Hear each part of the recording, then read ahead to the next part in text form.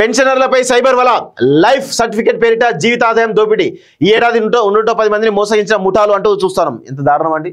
అరే మీకు మానవత్వం లేదా కొంచెమైనా? ఆరోగ్య శాఖలో పనిచేసిన ప్రసాదరావు పదవి విరమణ అనంతరం వచ్చిన దాదాపు 50 లక్షలు బ్యాంక్ ఖాతాలు వేసుకుని జీవనం సాగిస్తున్నారు. ఒకరోజు పెన్షన్ కార్యాలయం ఉద్యోగి పేరిట ఆయనకు కాల్ వచ్చింది. మీ లైఫ్ సర్టిఫికేట్ అప్డేట్ చేయాలని, లేకపోతే తర్వాత నెల పెన్షన్ ఆగిపోతుందని అవతల వ్యక్తి చెప్పాడు. తన ప్రాథమిక వివరాలు సరిగా చెప్పడంతో పెన్షన్ కార్యాలయం ఉద్యోగిగానే భావించిన ప్రసాదరావు అడిగినట్లుగానే బ్యాంక్ ఖాతా వివరాలతో పాటు పిన్ నెంబర్, ఓటీపీ చెప్పారు. తర్వాత కొద్ది రోజులకు అవసరం నిమిత్తం డబ్బు విత్డ్రా చేసుకునేందుకు బ్యాంకు వెళ్ళగా ఖాతాలో చిల్లి గవ్వ కూడా లేదని తెలియడంతో కంగు తిన్నారంటూ చూస్తా ఉన్నాం. ఎంత దారుణం ఇది. 50 లక్షల రూపాయలు తన జీవితం అంతా కూడా దాదాపు 30 సంవత్సరాలకు పైగా తను కష్టపడి సంపాదించినటువంటి డబ్బులను రూపాయి కూడబెట్టుకొని ఈరోజు చేస్తూ ఉంటే దీనికి ప్రధాన కారణం ఏం తెలుసా? బ్యాంకులలో ఉన్నటువంటి ఎంప్లాయీస్ కూడా దీనికి ప్రధానంగా సపోర్ట్ చేస్తున్నారు. బ్యాంకులలో ఉన్నటువంటి ఉద్యోగులు కూడా సపోర్ట్ చేస్తున్న విషయం గుర్తుపెట్టుకోవాలి. వాళ్ళ వల్లే ఇదంతా దందా జరుగుతోంది.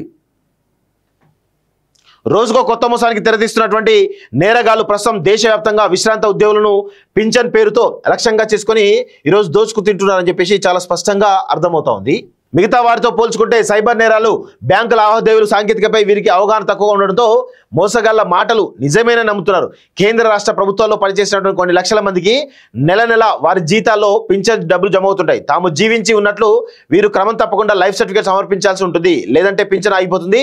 ఇదే అదనుగా సైబర్ నేరగాళ్లు వీరిని లక్ష్యంగా చేసుకుంటున్నారు అని చూస్తూ ఉన్నాం. సో దయచేసి పింఛన్దారులు ఎవరైతే ఉన్నారో ఒకవేళ ఎలాంటి కాల్స్ వచ్చినప్పుడు మీరు సంబంధిత ఆఫీస్కి వెళ్ళి ఎంక్వైరీ చేసిన తర్వాతనే వివరాలు ఇవ్వండి. లేకపోతే మాత్రం మీ డబ్బులు ఈరోజు ఏ విధంగా నీళ్ల పాలవుతున్నాయో మనందరం కూడా గమనిస్తా ఉన్నాం. ఏ విధంగా దోచుకుంటారు.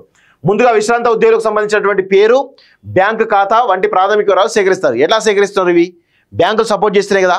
బ్యాంకులు సపోర్ట్ చేయడం వల్లే కదా వివరాలు వాళ్ళు సేకరిస్తూ ఉన్నారు. ఇది అంతా ఒక పెద్ద ముఠా మాఫియా నడుస్తూ ఉంది. తర్వాత వారికి ఫోన్ చేసి పెన్షన్ కార్యాలయం, బ్యాంకు నుంచి మాట్లాడుతున్నామని చెబుతారు. తమ వద్ద ఉన్నటువంటి ప్రాథమిక వివరాలు చెప్పి నిజమైన ఉద్యోగులు కానీ నమ్మిస్తారు. ఆపై లైఫ్ సర్టిఫికేట్ అప్డేట్ చేసుకోకపోతే మరుసటి నెల వచ్చి పింఛన్ ఆగిపోతుందని బెదిరిస్తారు. పెన్షనే జీవనాధారంగా బతికే విశ్రాంత ఉద్యోగులను మాటలతో కంగారు పెట్టి బ్యాంకు ఖాతాతో పాటు పుట్టిన తేదీ, డెబిట్ కార్డు, పిన్ నెంబర్ వంటి వివరాలన్నీ సేకరిస్తారు. తర్వాత బాధితులతో లైన్లోనే ఉండండి, మీ లైఫ్ సర్టిఫికేట్ అప్డేట్ చేస్తున్నామని చెబుతుంటారు. కానీ వారి బ్యాంక్ ఖాతాలోకి చొరబడి అందులో వారి ఫోన్ నెంబర్ మారుస్తారు. దీన్ని నిర్ధారించుకునేందుకు బ్యాంకు నుంచి ఖాతాదారుడికి ఓటీపీ వెళ్తుంది. అప్పుడు లైన్లో ఉన్నటువంటి విశ్రాంత ఉద్యోగితో మీ సర్టిఫికేట్ అప్డేట్ అయిందని మీకు వచ్చిన ఓటీపీ చెప్పాలని సేకరిస్తారు. ఇక అంతే, ఆ బ్యాంకు ఖాతా వారి ఆధీనంలోకి వెళ్ళిపోతుంది. దఫాలుగా డబ్బులు మొత్తం డ్రా చేస్తారు. ఫోన్ నెంబర్ మార్చడంతో డబ్బులు విత్డ్రా అయినట్లు బాధితులకు మెసేజ్ కూడా వెళ్ళవు. ప్రస్తుతం ఉత్తరాది రాష్ట్రాల్లో ఇలాంటి నేరాలు ఎక్కువయ్యాయని, మన దగ్గర కూడా ఇప్పుడిప్పుడే ఇలాంటి కాల్స్ వస్తున్నాయని పోలీసులు చెబుతున్నారు. సీనియర్ సిటిజన్లు, బీమా సంస్థలు బ్యాంకుల పేరిట వచ్చేటువంటి ఫోన్ కాల్స్ నమ్మి ఎలాంటి వివరాలు చెప్పొద్దని సూచిస్తున్నారు. ఒకవేళ ఏదైనా నేరం జరిగితే వెంటనే 1930కి ఫిర్యాదు చేయాలని వారు కోరుతున్నారంటూ చూస్తా ఉన్నాం. సో ఇక్కడ చూడండి, 2024 సంవత్సరంలో 37,000 కేసులు అయినాయట. దాదాపు 580 మంది బాధితులు అంటూ 2025లో ఇప్పటికే 25,000 మంది కేసులు అయినాయి. దాదాపు 110 మంది బాధితులు అని చెప్పేసి చాలా స్పష్టంగా తెలుస్తూ ఉంది.